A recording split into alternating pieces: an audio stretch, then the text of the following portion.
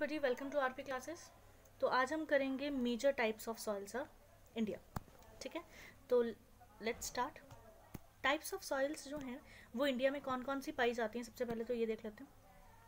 एक है alluvial soils, black soils, red and yellow soils, laterite soils, arid soils, serine soils, पेटी soils and forest soils. ठीक है, तो इसकी एक्सप्लेनेशन अब हम करेंगे। अब एक्सप्लेनेशन में सबसे पहले आ जाती है एलुवियल सॉइल्स। एलुवियल सॉइल्स कौन सी है गाइस, आप देख सकते हैं। अब जैसे कि यहाँ पे आपको एलुवियल सॉइल का कलर बता रखा है, तो जहाँ जहाँ ये चीज़ कवर हो रही है वहाँ वहाँ पे आपको ये एलुवियल सॉइल जो है वो देखने को मिलेगी, जिसमें आपका राजस्थान का कुछ हिस्सा आ जाता है, गुजरात का कुछ हिस्सा आ जाता है। ठीक है, पंजाब का काफ़ी, पूरा पंजाब ही ऑलमोस्ट आ रहा है। ठीक है, इसके अलावा नॉर्थ ईस्टर्न रीजन में भी आपका काफ़ी हिस्सा जो है वो आपको देखने को मिलेगा। ठीक है, तो इसमें आपका 40% जो है एलुवियल सॉइल का 40% जो है वो हमारी कंट्री में कवर होता है। ठीक है, जो राजस्थान का एरिया या फिर गुजरात का जो प्लेन्स हैं वहाँ पे आपको ये सॉइल जो है वो देखने को मिलती है। इसके अलावा इस सॉइल में पोटाश जो है वो बहुत ज़्यादा पाया जाता है और फॉस्फोरस जो है वो बहुत कम पाया जाता है। अब ये जो मिट्टी है वो दो तरह की होती है, एक खद्दर एंड भंगार। ठीक है, खद्दर क्या होता है, मान लीजिए एक अभी क्या बह रही है, एक नदी बह रही है और ये उसकी क्या होगी, विड्थ होगी। ठीक है, अब अगर फ्लड आ जाता है इस नदी में तो इसकी जो विड्थ है वो क्या हो जाएगी, इंक्रीज हो जाएगी। ठीक है, फ्लड इंक्रीज हो गया, सॉरी फ्लड की वजह से पानी का लेवल जो है वो क्या हो गया, विड्थ इंक्रीज हो गई। ठीक है, जब विड्थ बढ़ गई, अब जब विड्थ इंक्रीज हो गई और जब फ्लड का पानी वापस अपनी जगह पे क्या हो जाता है, वापस अपनी विड्थ में चला जाता है, तो ये जो पहले जहाँ पे पानी इकट्ठा हुआ था, ये वाला जो एरिया है वहाँ पे आपका मिट्टी की एक लेयर जो है वो बन के रह जाती है। ठीक है, उस लेयर पे मिट्टी काफ़ी सारे क्या होते हैं, मिनरल्स जो हैं वो रह जाते हैं। उस लेयर को हम क्या कहते हैं, खद्दर। तो एक फ्लड के पानी जो पीछे मिट्टी की लेयर छोड़ के जाता है उसको क्या बोलते हैं हम, खद्दर। और उस मिट्टी में अगर मान लीजिए कुछ जगहें ऐसी हैं जहाँ पे मिट्टी में बहुत सारे कंकर भी आपको देखने को मिलते हैं। ठीक है, कंक्रीशंस देखने को मिलती हैं, उस तरह की मिट्टी को हम बोलते हैं भंगर। ठीक है, तो ऐसे नॉर्मल जो फ्लड्स मिट्टी को छोड़ के जाते हैं नॉर्मली पीछे, उसको क्या कहेंगे, खद्दर। और मिट्टी में अगर कंकर की मात्रा ज़्यादा है तो क्या आ जाएगी, वो भंगर कहलाएगी। ठीक है, अगर फ्लड्स जो है वो पीछे कंकर ज़्यादा छोड़ के जा रहे हैं तो उस तरह की सॉइल को हम क्या कहेंगे, भंगर कहेंगे। ठीक है, तो ये था आपका एलुवियल सॉइल के बारे में बात। अब नेक्स्ट पे आते हैं। अब ये सॉइल कौन सी है, ब्लैक सॉइल। ठीक है, ब्लैक सॉइल जो है वो कौन कौन से रीजन में आपको देखने को मिलती है, लेट्स सी। तो आपका मध्य प्रदेश, महाराष्ट्र का कुछ हिस्सा और ये वाले एरियाज में आपको जो है वो क्या देखने को मिलेगा, ब्लैक सॉइल काफ़ी देखने को मिलेगी।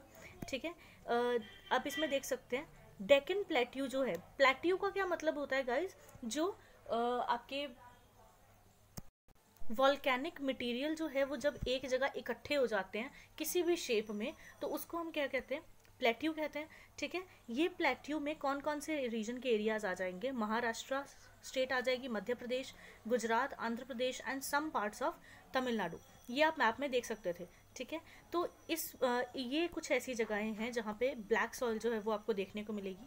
ठीक है, इस ब्लैक सॉइल को आप ब्लैक कॉटन सॉइल के नाम से भी जानते हैं, क्योंकि अब ब्लैक कॉटन सॉइल इसको क्यों बोला जाता है, क्योंकि इस सॉइल में जब अगर हम कॉटन की खेती करें तो कॉटन जो है वो ब्लैक कलर की जो है वो उगती है।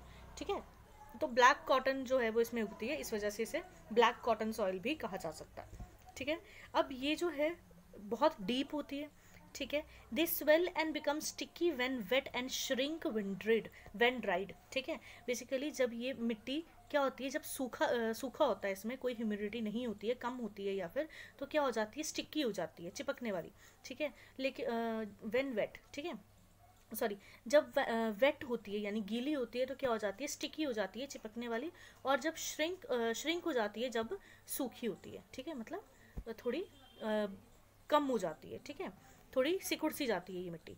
ठीक है, तो वो क्या इस तरह की ये आपके नेचर हैं किसके, ब्लैक सॉइल के। इसके अलावा इसमें जो है ब्लैक सॉइल में सेल्फ प्लॉइंग की जो है वो बड़ी ज़्यादा इंपॉर्टेंस है। सेल्फ प्लॉइंग का क्या मतलब है, ये मिट्टी जो है जब ड्राई सीजन आता है तो इसके बीच में ना क्रैक्स पड़ जाते हैं। मान लीजिए ये मिट्टी है, अब इसमें अगर पानी कम है, ह्यूमिडिटी कम हो गई है, क्योंकि पानी कम हो रहा है, तो इसमें ना क्रैक्स पड़ जाएंगे, सूखा बेसिकली आप बोल सकते हो, ठीक है। तो जब क्रैक्स क्यों पड़ जाएंगे, आप देख सकते हैं, अगर आप घर में, आप सब में से भी कोई अगर प्लांटेशन करने का शौक है, अगर आपके खेत वगैरह नहीं है, खेती बाड़ी नहीं कर रहे हैं आप, तो घर में भी अगर किसी ने प्लांटेशन करते हैं ना, कोई पौधे वगैरह उगाए होंगे आपने, तो उसमें क्या होता है, अगर आप ज़्यादा टाइम तक उसकी खुदाई वगैरह ना करो, तो मिट्टी क्या हो जाती है, उसमें ना ऊपर पपड़ी जैसी बन जाती है और फिर क्रैक्स आना शुरू हो जाते हैं। तो एक एग्जाम्पल के तौर के पे मैं आपको ये चीज़ बता रही हूँ कि उसमें भी गुदाई करने की ज़रूरत पड़ जाती है ना, तो उसी तरह की चीज़ जो है वो ब्लैक सॉइल में बड़ी ज़्यादा इंपॉर्टेंट चीज़ रहती है, कि इसमें क्रैक्स जो हैं वो ड्राई सीजन में बहुत ज़्यादा पड़ जाते हैं, इस वजह से इसमें खुदाई करना जो है वो बहुत इंपॉर्टेंट है। तो इस चीज़ को, वही खुदाई को हम क्या कहते हैं, सेल्फ प्लॉइंग। ऑलराइट, तो नेक्स्ट पे आते हैं।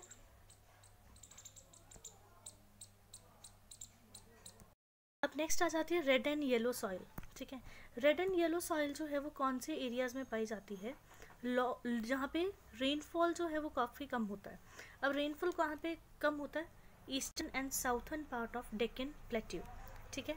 और इसके अलावा उड़ीसा और छत्तीसगढ़ में भी ये वाली मिट्टी जो है वो आपको मिलती है।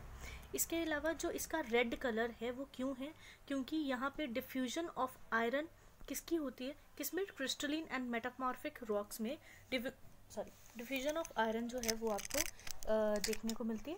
इसके अलावा जो अब जो क्रिस्टलिन और मेटामॉर्फिक रॉक्स हैं वो क्या होती हैं, ये आपको मुझे कमेंट सेक्शन में टाइप करके बताना है, ठीक है। अब इसका येलो कलर जो है वो कब हो जाता है, जब ये हाइड्रेटेड फॉर्म में होती है, ठीक है। येलो कलर की यानी पीले रंग की ये रेड सॉइल जो है वो पीले रंग की कब हो जाती है, जब इसमें जो नमी है वो बढ़ जाती है, यानी कि गीली होती है, ठीक है। तो ये चीज़ भी याद रखिएगा। इसके अलावा ये वाली जो मिट्टी है ये ज़्यादातर फर्टाइल मानी जाती है, ठीक है। और इसमें नाइट्रोजन जो है वो थोड़ा कम होता है, लेकिन नाइट्रोजन और फास्फोरस दोनों ही क्या होता है, कम होते हैं। और ये नॉर्मल फर्टाइल है, एक्सेस में इसमें कुछ नहीं है, ठीक है, नॉर्मली फर्टाइल मानी जाती है। नेक्स्ट है, अब नेक्स्ट आ जाती है आपकी लेटराइट सॉइल्स। लेटराइट सॉइल्स क्या होती हैं, लेटराइट सॉइल्स वहाँ पाई जाती है जहाँ हाई टेम्परेचर होता है और हाई रेनफॉल होता है, ठीक है। लेटराइट सॉइल्स आप यहाँ पे भी देख सकते हैं, कहीं कहीं आपको पिंक पिंक के पैचेस दिख रहे होंगे, ठीक है। तो यहाँ पे आपको क्या है, लेटराइट सॉइल्स जो हैं वो देखने को मिलेंगी। अब कौन कौन से रीजन, राजस्थान का कुछ हिस्सा है जहाँ पे आपको लेटराइट सॉइल मिलेंगी, गुजरात में आपको मिलती है, कर्नाटक के कुछ हिस्से में गोवा में, ठीक है। इसके अलावा तेलंगाना और कर्नाटका के जो आपका ईस्टर्न पार्ट है वहाँ पे भी आपको देखने को मिलेगा जो आपके लेटराइट सॉइल्स हैं, और उड़ीसा में भी ये चीज़ जो आपको देखने को मिल रही है। तो ये चीज़ जो है, ये मिट्टी जो है ये आपको इन्हीं कुछ एरियाज़ में जो है वो देखने मिलेंगी, ठीक है। इसके अलावा इस यहाँ पे इंटेंस लीचिंग होती है ट्रॉपिकल रेंज की वजह से, ठीक है। रेंज जो है वो क्या, ज़्यादा हाई रेनफॉल हो रहा है, इसकी वजह से जो लीचिंग है वो बहुत ज़्यादा हो जाती है। लीचिंग का क्या मतलब है, जब मिट्टी जो है, मिट्टी में पानी बहुत ज़्यादा जल्दी ऑब्जर्व हो जाता है, तो उसकी वजह से पानी के जो इम्पॉर्टेंट मिनरल्स हैं वो प्लांट यूज़ नहीं कर पाता, ठीक है। पानी के काफ़ी सारे हिस्से का जो मिनरल है वो प्लांट यूज़ नहीं कर पाता अपने लिए, तो उस तरह की चीज़ को हम क्या कहते हैं, लीचिंग कहते हैं। तो हेवी रेनफॉल की वजह से यहाँ पे आपको लीचिंग जो है वो ज़्यादा हो जाती है, यहाँ पे इंटेंस लीचिंग जो है वो होती है, ठीक है। इसके अलावा इस सॉइल में आपको ऑर्गेनिक मैटर जो है वो बहुत कम मिलते हैं। नाइट्रोजन, फॉस्फेट, कैल्शियम जो है वो बहुत ही कम मात्रा में है। इसके अलावा आयरन ऑक्साइड और पोटाश जो है वो एक्सेस में है, जिसकी वजह से ये कल्टीवेशन के लिए सूटेबल नहीं मानी जाती, ठीक है। सूटेबल नहीं है, इसलिए अगर इसमें कल्टीवेशन की ज़रूरत पड़े तो मैन्योर्स और फर्टिलाइज़र्स की ज़रूरत पड़ जाती है। तो मैन्योर्स और फर्टिलाइज़र्स के बिना अगर हम इसमें कल्टीवेशन करने की कोशिश करें तो वो ज़्यादातर नहीं की जा सकती है, ठीक है, तो पॉसिबल नहीं हो पाता है। तो ये है आपके features and nature of laterite soils. Next पे आ जाते हैं। नेक्स्ट है आपकी एरिड सॉइल्स। एरिड सॉइल्स क्या है, इसका कलर जो है वो रेड और ब्राउन की शेड के बीच में रहता है, ठीक है। ये जो मिट्टी है वो कहाँ पे आपको मिलेगी, जहाँ ड्राई क्लाइमेट और हाई टेम्परेचर होता है और जहाँ इवेपोरेशन जो है वो भी हाई होती है। ठीक है, यहाँ पे आपको मिट्टी में नमी जो है वो बड़ी कम देखने को मिलेगी इस वजह, और यहाँ पे जो नाइट्रोजन है उसकी मात्रा भी बड़ी कम होती है, लेकिन फॉस्फेट जो है वो नॉर्मल मात्रा में देखने को मिलेगा। ठीक है, तो ये है आपका एरिड सॉइल्स। उसके बाद आती है सैलिन सॉइल। सैलिन सॉइल्स जो हैं इन्हें आप उसारा सॉइल्स के नाम से भी जानते हैं। इसमें आपको सोडियम, पोटाशियम एंड मैग्नीशियम के जो पार्ट्स हैं वो काफ़ी देखने को मिलते हैं, इस वजह से ये इनफर्टाइल मानी गई है। और इसमें सॉल्ट की मात्रा जो है वो काफ़ी है, क्योंकि यहाँ का जो ये जहाँ पे पाई जाती है वहाँ का क्लाइमेट बहुत सूखा है, यानी कि ड्राई है, ठंड होती है और पुअर ड्रेनेज सिस्टम है। ठीक है, जिसकी वजह से यहाँ पे जो कल्टीवेशन है वो थोड़ी सी कम होती है। ठीक है, तो इन वेस्टर्न ये कहाँ पे आपकी एग्रीकल्चर ये जो सॉइल है वो कहाँ पाई जाती है, western Gujarat, deltas of eastern coast and Sundarban area of West Bengal. ये मिट्टी आपको यहाँ इन एरियाज में पाई जाएगी। नेक्स्ट है, अब नेक्स्ट है फॉरेस्ट सॉइल्स। फॉरेस्ट सॉइल्स कहाँ पे आपको मिलेंगी, ये मिलती है आपको जहाँ रेनफॉल जो है वो सफिशेंट होता है, और इनका जो टेक्सचर है यानी कि कलर जो है वो माउंटेन के इन्वायरमेंट के ऊपर डिपेंड करेगा कि वो कलर किस तरह का हो।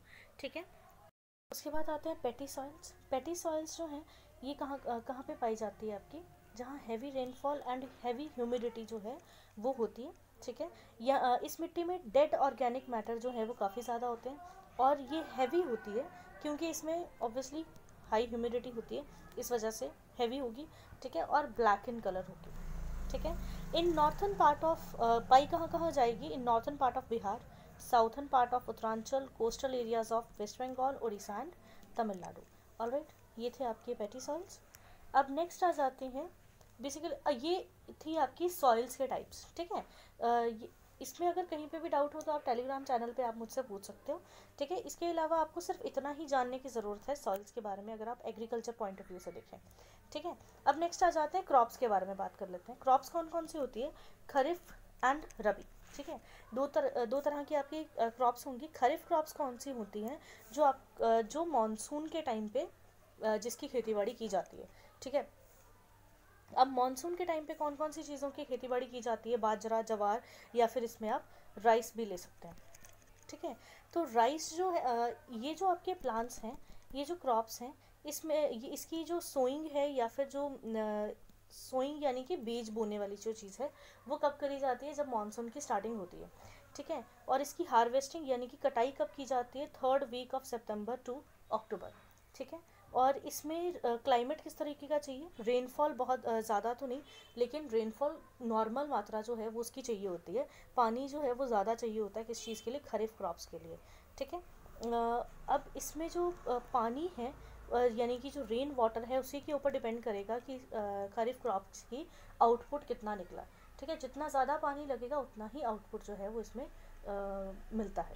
ठीक है, अगर बहुत ज़्यादा पानी लग गया है, रेन यानी कि जैसे बारिश बहुत ज़्यादा पड़ गई है, तब भी इसकी ख़राब होने के जो है चांसेस रहते हैं, और अगर बारिश कम पड़ी है तब भी इसके ख़राब होने के चांसेस रहते हैं। तो खरीफ क्रॉप्स की जो संभाल है, देख रेख है, बहुत ज़्यादा करनी पड़ती है हमारे फार्मर्स को। उसके बाद आ जाते हैं रबी क्रॉप्स। रबी क्रॉप्स को हम विंटर क्रॉप्स भी कहते हैं। वहीं पे खरीफ क्रॉप्स को जो है वो मानसून क्रॉप्स और ऑटम क्रॉप्स भी कहा जाता है। ठीक है, और रबी क्रॉप्स जो हैं इनकी ग्रोइंग जो है वो अक्टूबर से नवंबर के टाइम पीरियड के बीच में होती है। ठीक है, इसके अलावा इसमें जो रबी क्रॉप्स में कौन कौन सी क्रॉप्स आ सकते हैं, वीट, बार्ले एंड ओट्स। ठीक है, अब जैसे कि मैंने आपको बताया इसका सोइंग सीज़न कब होगा, जब मानसून जो है वो स्टार्ट हो रहा होता है, यानी कि अर्ली मई में। ठीक है, इसे आप monsoon crops and autumn crops भी कह सकते हैं, किसको, खरीफ क्रॉप्स को। उसके बाद इसमें टूम अगर बहुत ज़्यादा कम या बहुत ज़्यादा रेनफॉल भी हो जाए तो भी इसको ये जो क्रॉप्स हैं वो ख़राब हो सकती हैं। इसमें climate hot weather and large amount of water की ज़रूरत होती है किसमें, खरीफ क्रॉप्स में। और इसका जो हार्वेस्टिंग है वो अक्टूबर और नवंबर के टाइम पीरियड के बीच में ही करी जाती है। ठीक है, और रबी क्रॉप्स जो है उसका सीज़न क्या रहेगा, इसका सोइंग सीज़न जो है वो रहता है, यानी कि बीज बोने का टाइम पीरियड कौन सा रहता है, मिड नवंबर से लेकर, यानी कि जब मानसून रेंस जब ख़त्म हो जाती है उसके एंड वाले टाइम पीरियड में, जब थोड़ा थोड़ा ठंड जो है वो ठंडा मौसम जो है वो थोड़ा बहुत स्टार्ट हो जाता है। ठीक है, अब और थोड़ी गर्मी भी होती है। ठीक है, तो इन क्रॉप्स को हम विंटर क्रॉप्स भी कहते हैं, और इसके ऊपर बारिश का कोई ज़्यादा इफेक्ट नहीं पड़ता, ठीक है। अब यहाँ पे जो वार्म क्लाइमेट कब चाहिए होता है, यानी कि गर्म हमें मौसम कब चाहिए, जब इसकी सीड की जर्मिनेशन करनी है। इसीलिए हम मिड नवंबर में इसकी सोइंग सीज़न जो है वो इसका स्टार्ट हो जाता है, ठीक है। सीड जर्मिनेशन का क्या मतलब है, जब बीज बोने के बाद उसमें से प्लांट जो है वो निकलता है, ठीक है, तो उस चीज़ को हम कहते हैं जर्मिनेट होना, ठीक है। तो सीड जर्मिनेशन को वार्म क्लाइमेट चाहिए, और उसमें से जो प्लांट निकला है उसको ग्रो करने के लिए कोल्ड क्लाइमेट चाहिए, ठीक है। तो इसका हार्वेस्टिंग टाइम पीरियड जो है वो अप्रैल से मई के बीच में रहता है। तो ये होगी आपकी क्रॉप्स, ठीक है। इसके अलावा जो भी आपको डाउट्स वगैरह अगर हों तो आप टेलीग्राम चैनल पे भी मुझे बता सकते हैं, और कमेंट सेक्शन पे भी टाइप करके बता सकते हैं। इसके अलावा जो आपके हमारा जो क्विज चलता है रात को 9:30 बजे या फिर 9 बजे, उसको ज्वाइन ज़रूर करें। उसमें हम रोज़ के करंट अफेयर जो है वो उसके MCQs जो है वो डिस्कस करते हैं, तो आप उसको ज़रूर साथ साथ में डिस्कस करते रहें, हमारे साथ बने रहें, ठीक है, ताकि आपकी रिवीजन जो है वो करंट अफेयर्स की साथ साथ में ही होती रहे। क्योंकि अगर करंट अफेयर को हम साथ साथ में करेंगे तो बेटर रहेगा। अगर हम 3 महीने का इकट्ठा करने बैठ जाएं तो वो बहुत टाइम ज़्यादा लग जाता है और खुद होता भी नहीं है इतना ज़्यादा। अगर हम रेगुलर वेज में उसके साथ बने रहते हैं ना करंट अफेयर के साथ, तो हमारे लिए ईजी रहता है उसको सॉल्व करना, उसको पढ़ना, ठीक है। तो चले इन चीज़ों को आप देखते रहें, and thank you, good luck.